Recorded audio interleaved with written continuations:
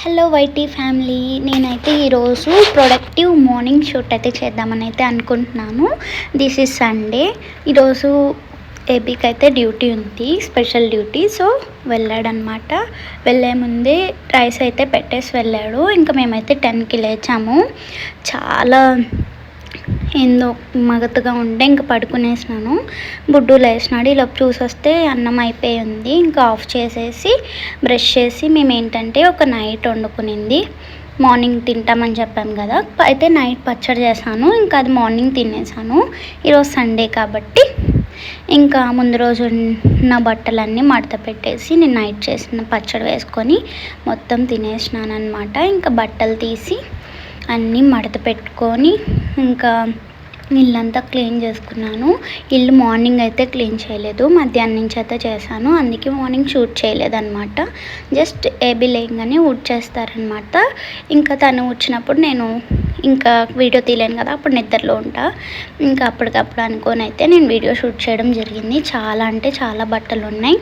And coming to my hair, నేనైతే feather and leather cut అయితే చేయించుకున్నాను. నాకు సెట్ అవ్వదని తెలిసి కూడా చేయించుకున్నా, కానీ ఏదో పర్లా. ఇంకా గ్రోత్ అయ్యే కొద్దీ కింద సన్నగా అట్లా నాకు నచ్చడం లేదు.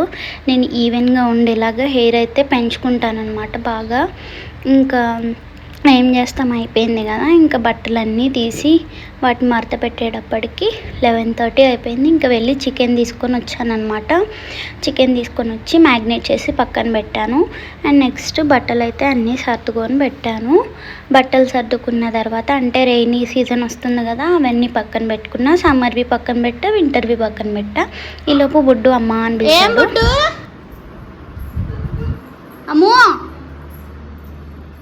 ఏమైంది? దానా కంపెటా గారంగా పిలిస్తే మాత్రం చాలా బాగా వస్తాడు, గెంతుకుంటా లేడి పిల్లలాగా. ఇంకా పక్కన వాళ్ళ ఇంట్లో పిలిచినట్టున్నారు, అందుకే అరుస్తున్నాడు. ఇంకా చికెన్ అయితే ప్రిపేర్ చేసేసాను మధ్యాహ్నం. మా ఇద్దరికే కదా, చెప్పా కదా, మ్యాక్స్కి నాకే, ఏబీకి లేదు, ఎందుకంటే చిన్న ఇష్యూ వల్ల తినకూడదని చెప్పారు.